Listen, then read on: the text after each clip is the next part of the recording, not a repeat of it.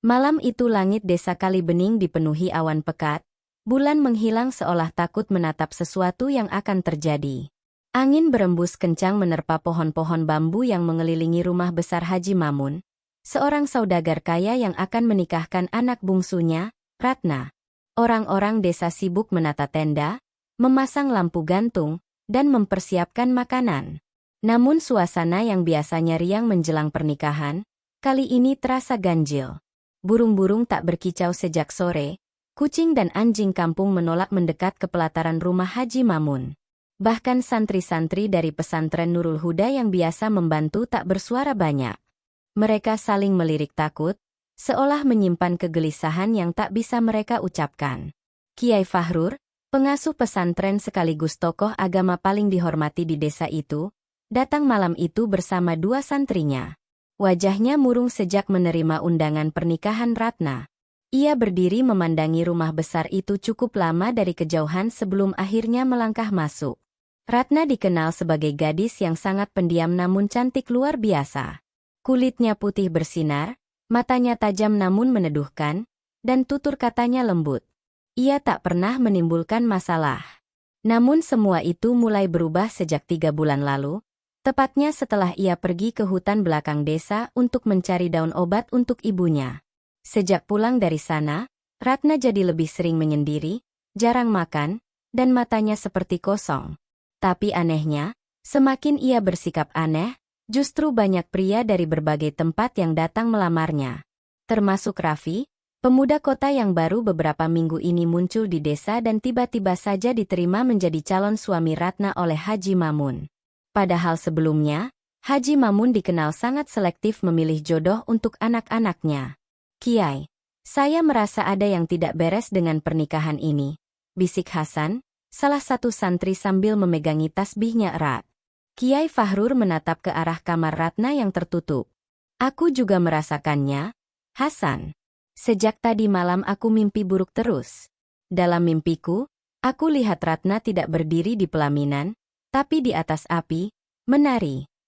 Mereka terdiam. Tiba-tiba terdengar suara ketukan keras dari arah gerbang rumah. 3 kali.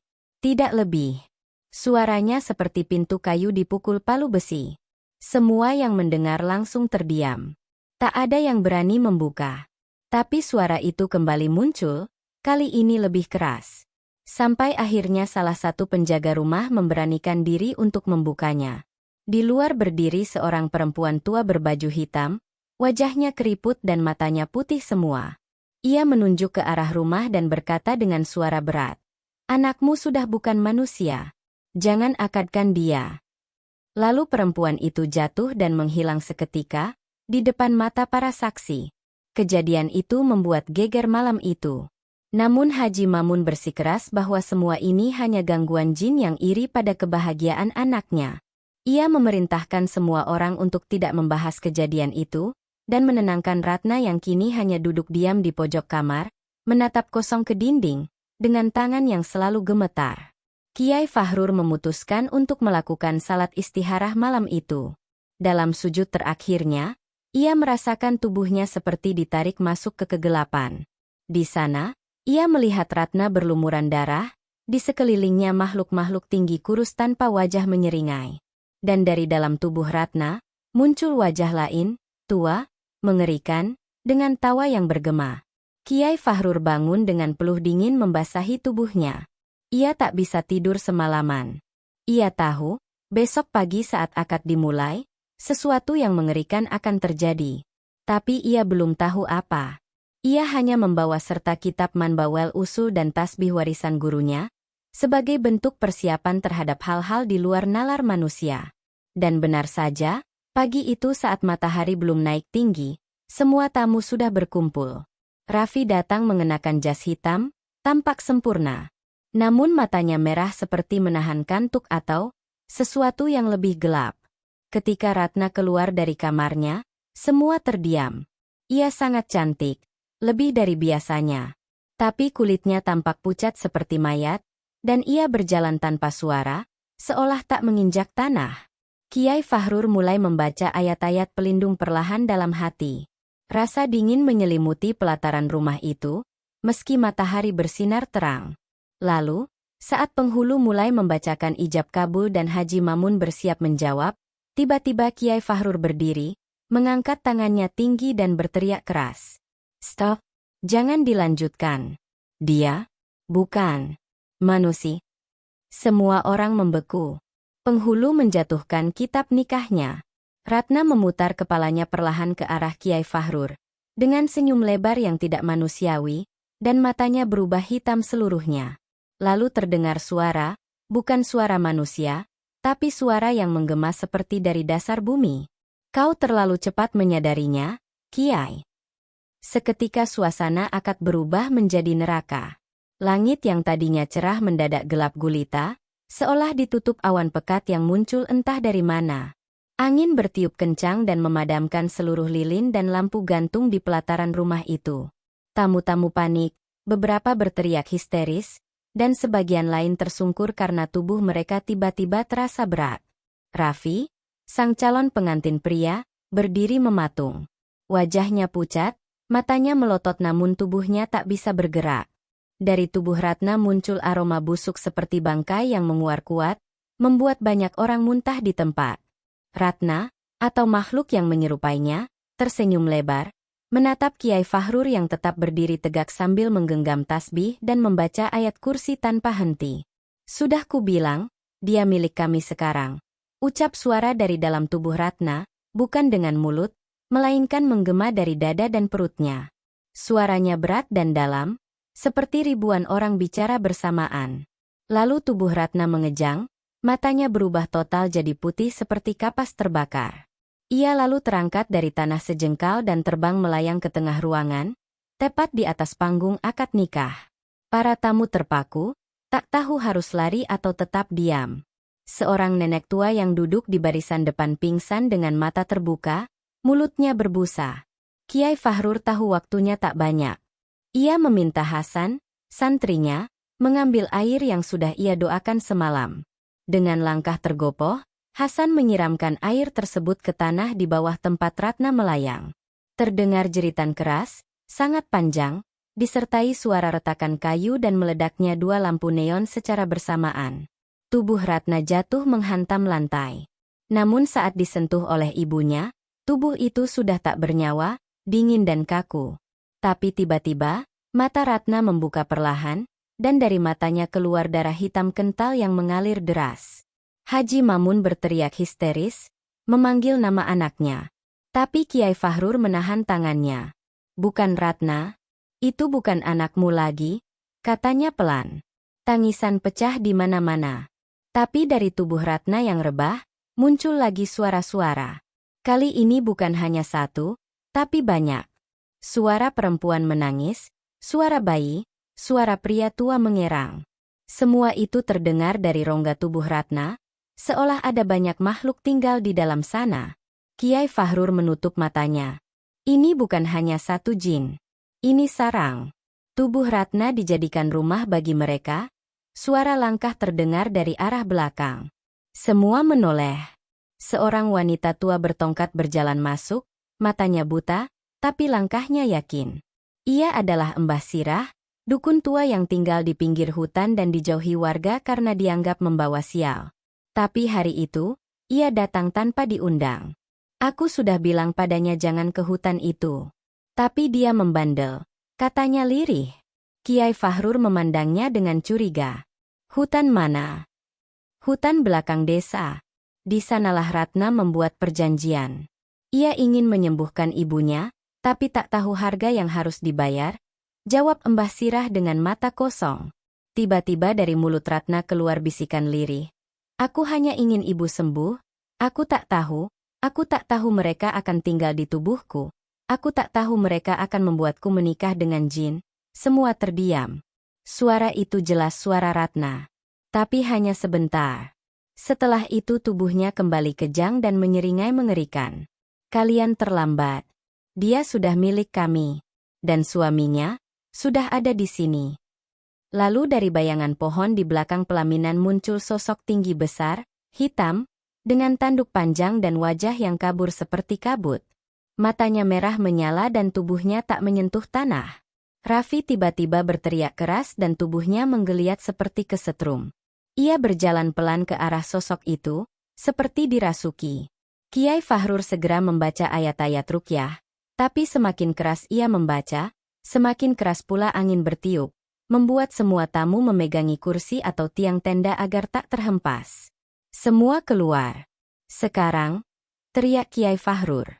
Tapi hanya sedikit yang mampu bergerak.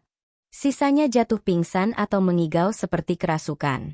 Raffi kini berdiri tepat di depan makhluk itu, matanya merah. Dari mulutnya keluar suara berat. Biar aku ikut denganmu, asalkan Ratna hidup kembali.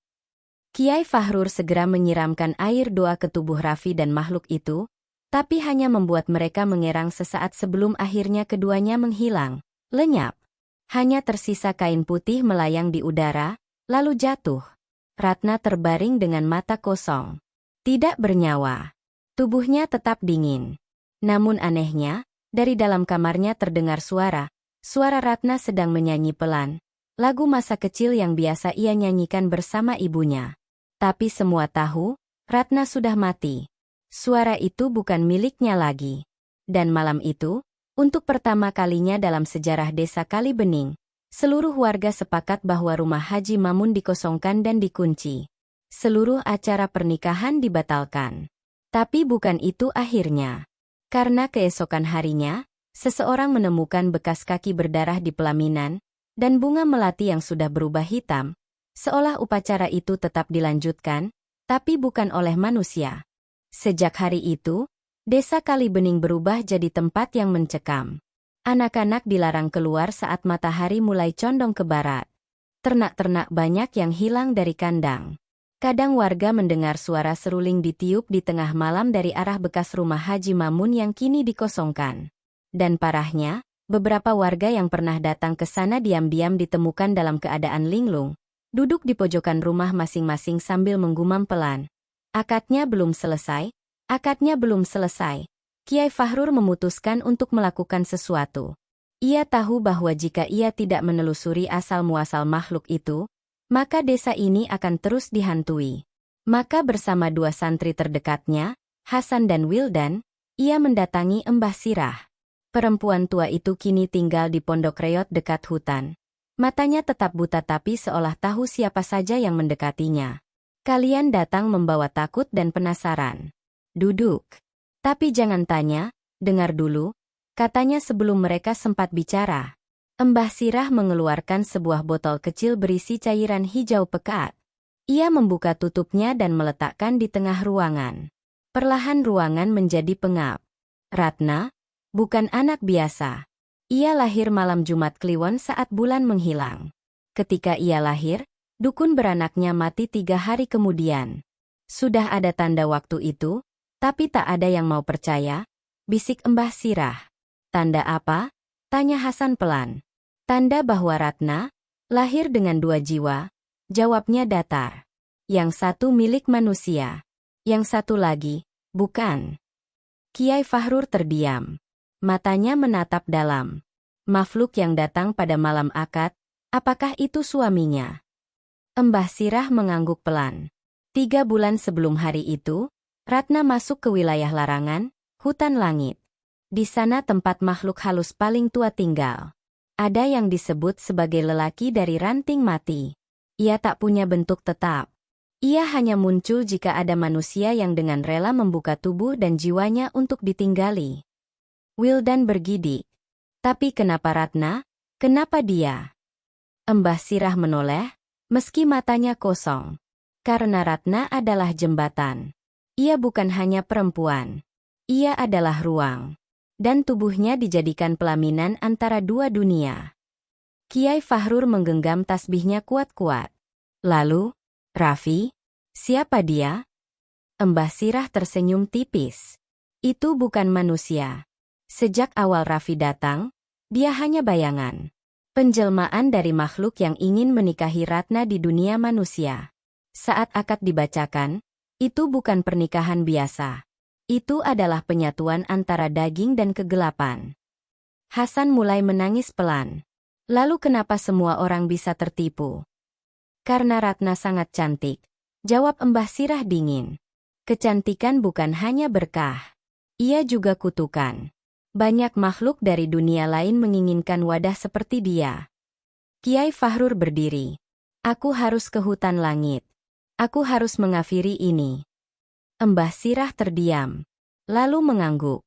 Kalau kau memang ingin menyelamatkan jiwa Ratna, dan mungkin juga desamu, kau harus datang ke pohon paling tua di tengah hutan itu. Bawa nama-nama suci. Jangan bawa rasa ragu. Karena kalau kau ragu, kau akan tersesat, dan tak bisa pulang.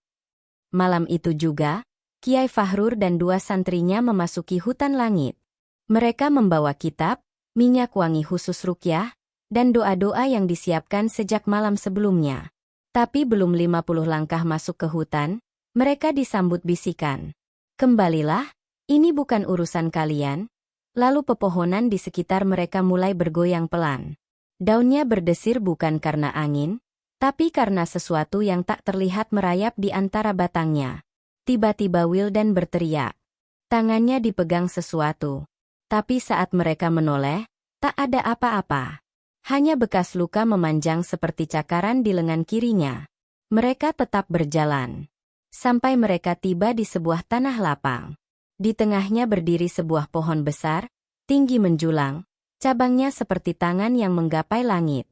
Di akar pohon itu, duduk sosok perempuan berbaju pengantin. Ya, itu Ratna. Tapi wajahnya pucat sekali, dan matanya hitam penuh. Ia tersenyum. Kiai, kau datang untuk memisahkan kami. Kiai Fahrur menunduk. Ratna, kau manusia. Tempatmu di dunia kita. Bukan di sini. Ratna tertawa pelan. Tapi dia mencintaiku.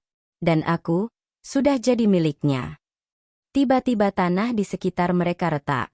Dari dalamnya keluar asap hitam pekat. Lalu muncullah makhluk tinggi besar, wajahnya seperti kabut, matanya merah, dan ia membawa sebentuk mahkota dari tulang. Ini adalah pernikahan kami. Dan kamu, tamu tak diundang. Suaranya seperti batu digerus. Kiai Fahrur membaca ayat kursi keras-keras. Tapi makhluk itu malah tertawa. Ayatmu hanya kuat jika hatimu tidak goyah. Hasan memeluk Kiai Fahrur. Kiai, saya takut, saya tidak kuat lagi. Tubuh Hasan terangkat dan terlempar ke pohon. Tak bergerak. Wildan mencoba melindungi Kiai Fahrur, tapi kakinya ditarik akar pohon. Teriakannya menghilang dalam lumpur. Kiai Fahrur berdiri sendiri. Menggenggam tasbihnya, ia berteriak. Demi nama Allah yang menguasai langit dan bumi. Keluarlah wahai ruh-ruh gelap. Aku adalah wakil umat yang ingin membebaskan saudaranya. Tiba-tiba cahaya putih muncul dari tasbihnya. Membakar akar-akar gelap itu. Makhluk tinggi itu menjerit. Tubuhnya mulai meleleh. Ratna berteriak. Tubuhnya mengejang, lalu roboh. Tapi saat Kiai Fahrur mendekat, Ratna membuka mata. Ia tersenyum. Terima kasih, Kiai. Tapi aku sudah terlalu dalam. Tolong, jangan biarkan perempuan lain seperti aku. Lalu tubuhnya perlahan berubah jadi abu dan terbang bersama angin. Di tengah keheningan, hanya tersisa kain pengantin putih yang tergeletak, dan suara gamelan yang perlahan meredup dari balik pepohonan. Akad itu selesai. Tapi tidak semua yang hadir bisa pulang. Dan malam itu, langit desa menangis, seperti meratapi pengantin yang dinikahkan di dua dunia. 3 hari setelah kejadian di hutan langit desa Kalibening masih diliputi mendung kelabu yang tak kunjung reda. Seakan-akan matahari pun enggan menatap tempat yang telah menyaksikan pernikahan paling ganjil dalam sejarah desa. Jenazah Hasan ditemukan dalam keadaan mata terbuka, namun tak satupun orang berani menutup kelopaknya. Beberapa warga menyarankan agar tubuhnya dibakar karena wajah Hasan terkadang berubah seperti menangis, padahal tak ada suara. Wildan tidak pernah ditemukan. Hanya pecahan gelang kayu miliknya yang ditemukan dekat akar pohon, bersama lembaran-lembaran sobek kitab kecil bertulisan Arab gundul yang tak dikenali. Kiai Fahrur membawa semua itu ke pesantren Nurul Huda. Ia merasa hutan langit bukan hanya sekadar tempat tinggal jin, tapi gerbang menuju dimensi lain yang tertanam sejak lama, jauh sebelum Islam masuk ke tanah itu. Di perpustakaan tua pesantren, di balik rak buku yang sudah rapuh, Kiai Fahrur menemukan sebuah manuskrip tua bertuliskan, Miftahul Ghaib, kunci di balik tirai ketujuh. Kitab itu disegel dengan kain merah dan diberi catatan tangan dari Kiai Sulaiman, guru besar pendahulu yang dikenal sakti tapi wafat secara misterius. Dalam kitab itu tertulis tentang perempuan rahim berdarah, sosok yang kelak lahir membawa dua nyawa, satu dari langit dunia, satu lagi dari langit keempat kegelapan. Tanda kelahiran mereka adalah malam tanpa bulan, suara tangis tanpa henti selama 7 malam berturut-turut, serta kematian dukun yang menolong persalinan. Kiai Fahrur membeku. Itu semua sesuai dengan kisah kelahiran Ratna. Namun ada yang lebih mengerikan lagi. Tertulis dalam kitab itu, jika seorang wanita rahim berdarah dinikahkan dengan makhluk dari langit keempat, maka akan terbukalah lorong antar dimensi, dan manusia-manusia yang hadir dalam pernikahan itu akan kehilangan jiwanya secara perlahan, hidup di tubuh yang mati. Kiai Fahrur teringat akan para tamu akad yang kini banyak terbaring sakit tanpa sebab. Beberapa bahkan mulai mengigau dengan bahasa yang tak dimengerti. Salah satunya adalah Ibunda Ratna sendiri. Malam itu, Kiai Fahrur mengunjungi rumah Haji Mamun. Sang ibu terbaring di kamar gelap, kulitnya pucat, dan matanya kosong seperti kaca buram. Namun ketika Kiai Fahrur mulai membaca surat Yasin di sampingnya, perempuan itu menggeliat dan mengeluarkan suara tangisan bayi, bukan dari mulutnya, tapi dari dalam perutnya. Ya Allah, desis Kiai Fahrur, perlahan mendekat. Suara tangisan itu berhenti. Namun seketika, tubuh sang ibu bangkit duduk, meski sebelumnya tak mampu bergerak berminggu-minggu. Dengan wajah tanpa emosi, ia berkata, Ratna belum pergi. Ia ada di dalam aku. Di dalam rahim yang pernah melahirkannya. Tiba-tiba perutnya membesar seolah sedang hamil 7 bulan. Haji Mamun yang melihat kejadian itu langsung pingsan. Kiai Fahrur membaca doa pelindung, tapi tubuh perempuan itu mulai melayang, dan dari mulutnya keluar suara Ratna yang merintih. Kiai, tolong aku, tolong buang dia dari rahim ibu, aku terjebak, aku. Lalu suaranya berubah kasar. Kau tidak berhak memisahkan pengantin. Tubuh sang ibu terlempar ke kasur dan tak sadarkan diri. Kiai Fahrur segera mengambil air ruqyah yang tersisa dan menyiramkannya ke arah perut. Lalu ia membacakan ayat-ayat Al-Baqarah. Tangisan mengerikan menggema dari dalam kamar, namun perlahan mereda. Perut sang ibu mengecil kembali. Namun napasnya melemah. Ia memegang tangan Kiai Fahrur dan berkata, Kiai, saya dulu pernah meminta sesuatu di makam Watu 9. Saya ingin punya anak, tapi dukun bilang anak itu akan lahir dengan syarat, dan saya setuju. Saya tak tahu kalau anak itu jadi milik mereka. Air matanya menetes, lalu ia menutup mata. Nyawanya tidak tertolong, tapi tubuhnya tenang. Tak seperti Ratna. Kiai Fahrur kini tahu, ikatan antara Ratna dan makhluk itu jauh lebih dalam dari yang dia duga. Ini bukan sekadar pernikahan, tapi perjanjian darah yang mengikat 2 dimensi. Dan pintunya belum tertutup. Karena malam itu, beberapa anak kecil di desa mendadak bicara sambil menari seperti pengantin. Mereka mengucapkan kalimat aneh, kami datang untuk akad selanjutnya. Esok harinya, seluruh desa panik. Beberapa warga memilih mengungsi. Yang lain menuding Kiai Fahrur sebagai biang petaka. Namun sebelum semuanya benar-benar rusak, Kiai Fahrur mengumumkan akan mengadakan tobat massal dan pembersihan desa, dengan memimpin seluruh warga membaca doa bersama di masjid. Tapi rencana itu terganggu. Sebab malam sebelum acara tobat massal dimulai, seseorang melihat sosok Ratna berdiri di menara masjid, mengenakan baju pengantin, tangannya melambai.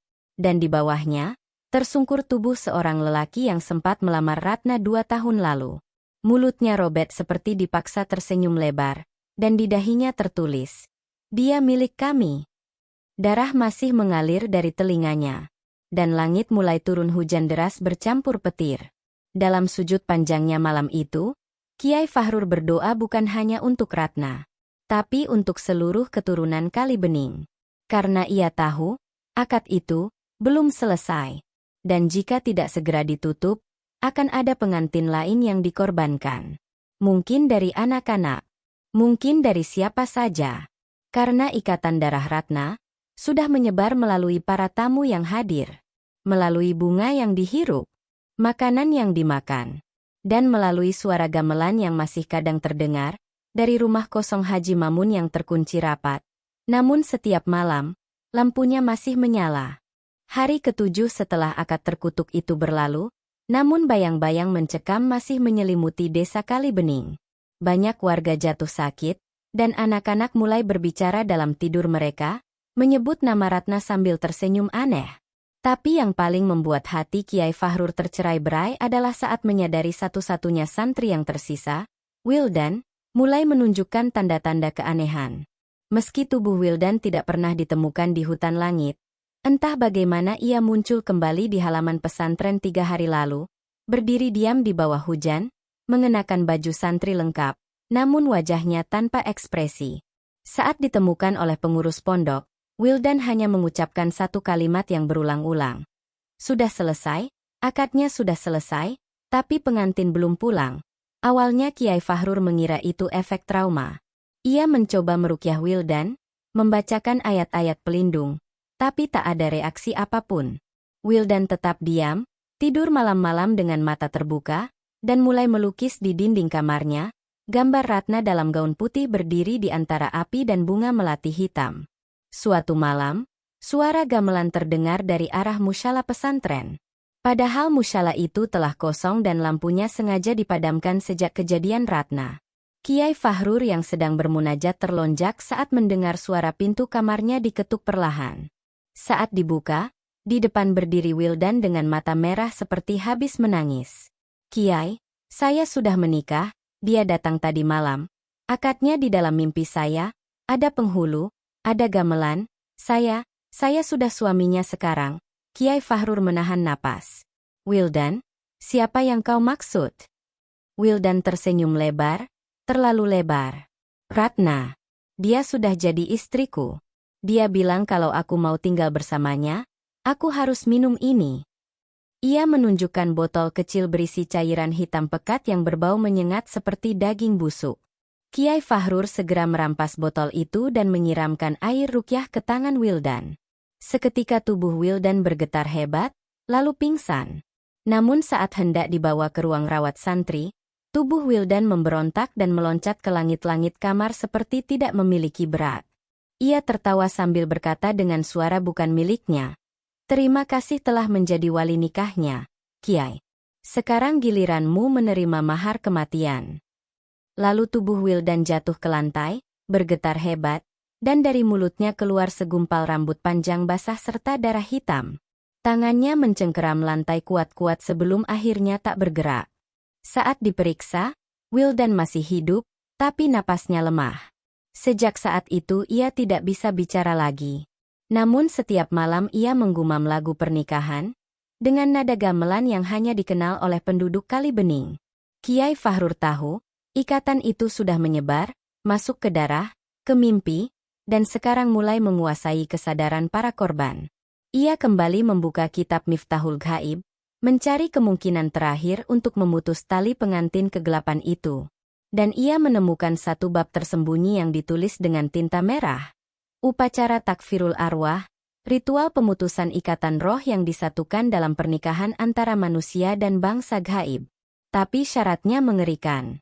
Tertulis, pengikat harus masuk ke tempat akad, menyerahkan satu darah keluarga, satu jiwa pengganti, dan satu kalimat pelepas yang hanya bisa diucapkan oleh pengantin asli.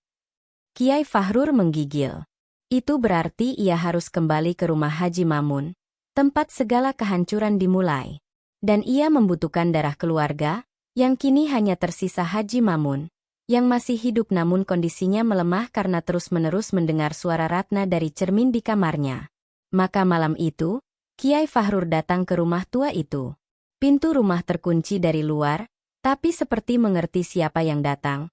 Pintu terbuka perlahan saat ia mengucapkan salam. Angin dingin menyambut. Bau melati busuk kembali menusuk hidung. Di dalam rumah itu, kursi-kursi masih tersusun rapi seperti menunggu tamu. Bunga melati di pelaminan sudah menghitam. Namun yang paling mengerikan, di atas pelaminan, duduk sosok perempuan berjubah putih, tersenyum, dengan mata merah menyala. Selamat datang, Kiai.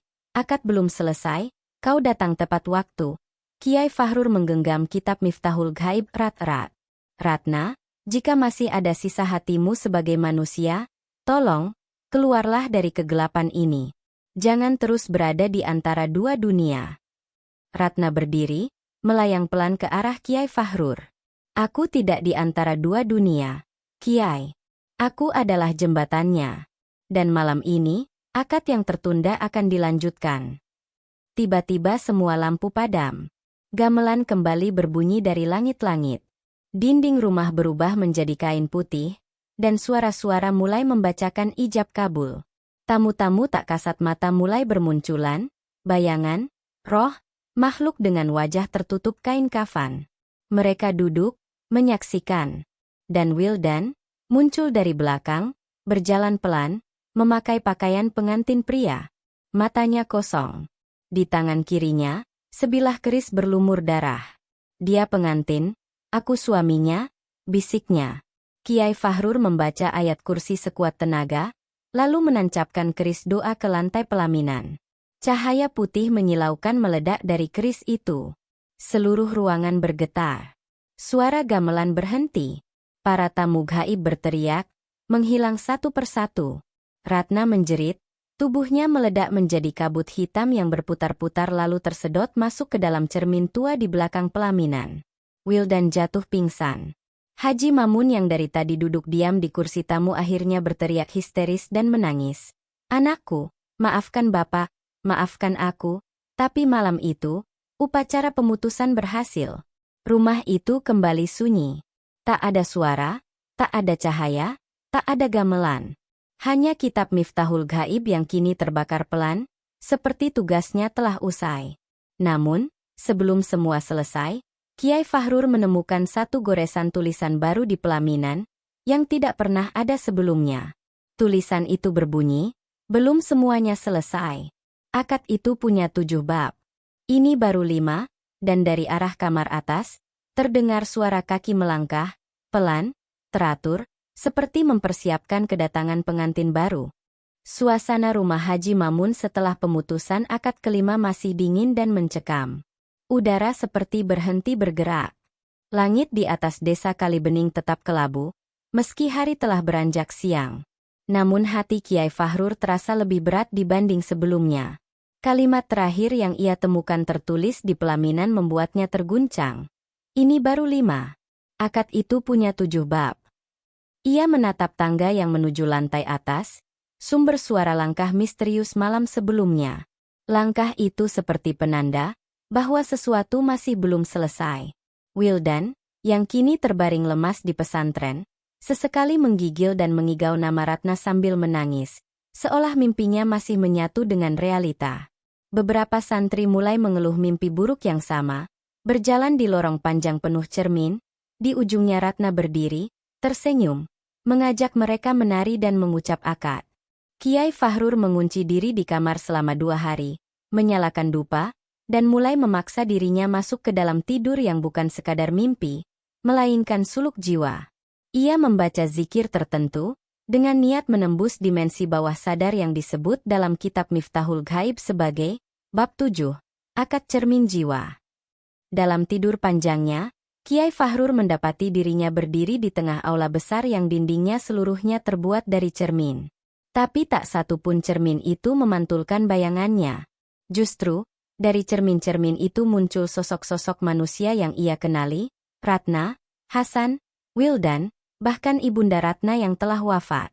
Mereka semua tersenyum, memanggilnya, Kiai, tinggallah bersama kami. Di sini tidak ada kesedihan, hanya akad yang terus berjalan, pengantin yang selalu cantik.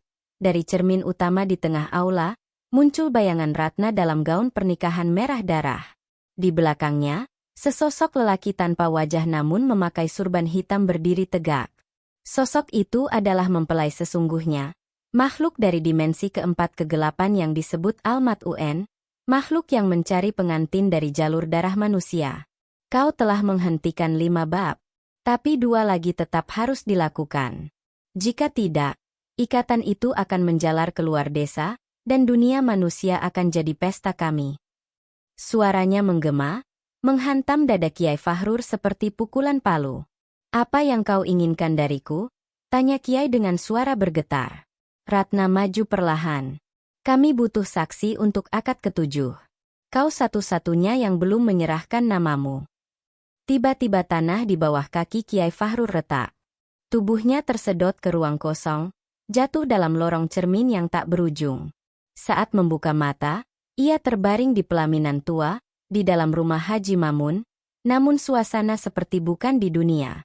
Langit-langit rumah berputar. Semua benda seakan diam dan bergerak sekaligus. Dan di depannya, duduk Ratna. Tapi kali ini wajahnya tak seseram sebelumnya. Ia tampak seperti dulu, polos dan suci. Kiai, aku capek. Lepaskan aku dari ini semua. Tangisnya lirih. Tapi aku tidak bisa pergi jika kau tidak menjadi saksi. Apa maksudmu? Ratna menatap matanya. 7 bab akad itu hanya bisa selesai jika saksi utama menyerahkan dirinya. Sebagai penyambung dua dunia, hanya kau yang bisa menutupnya, dengan satu kata. Lalu muncullah sosok Almat UN, tubuhnya seperti asap pekat berbentuk manusia, dan mengulurkan tangan kepada Kiai Fahrur. Ucapkanlah, aku saksinya, maka semua selesai. Kiai Fahrur menunduk, air matanya menetes. Ia sadar bahwa seluruh penderitaan ini akan terus berulang, siklus pengantin setan ini akan menyebar, jika ia tak menutupnya sendiri. Jika aku mengucapkan itu, apakah semua yang mati akan damai? Ya, jawab Ratna. Tapi kau tak bisa kembali. Jiwamu akan tinggal di antara. Kiai Fahrur memejamkan mata, mengingat Hasan, Wildan, Ibu Ratna, dan Ratna sendiri. Lalu ia mengangkat wajahnya. Dengan suara mantap ia berkata, aku saksinya. Tiba-tiba cahaya menyilaukan meledak dari pelaminan. Seluruh rumah bergetar, cermin-cermin pecah, suara gamelan berhenti selamanya. Teriakan Almat UN menggema, lalu menghilang. Ratna tersenyum terakhir kalinya. Terima kasih, Kiai. Maafkan aku. Tubuhnya memudar bersama angin dan melati yang mekar lalu hangus. Di dunia nyata, tubuh Kiai Fahrur ditemukan oleh santri di lantai pelaminan rumah Haji Mamun, dalam posisi sujud, tidak bernyawa. Wajahnya tenang, seperti sedang tidur damai. Tak ada lagi bau melati busuk. Tak ada suara gamelan. Rumah Haji Mamun ditutup secara permanen. Tapi setiap malam Jumat Kliwon, terdengar suara angin melintasi rumah itu, dan sekilas terlihat sosok Kiai Fahrur berdiri di bawah tangga, tersenyum, seolah menjaga pintu agar tidak dibuka lagi. Dan para santri di pesantren, tiap selesai salat maghrib, membaca doa untuk satu nama yang kini terukir di pelaminan abadi dua dunia. KH Fahrur Rozi, saksi akad terakhir.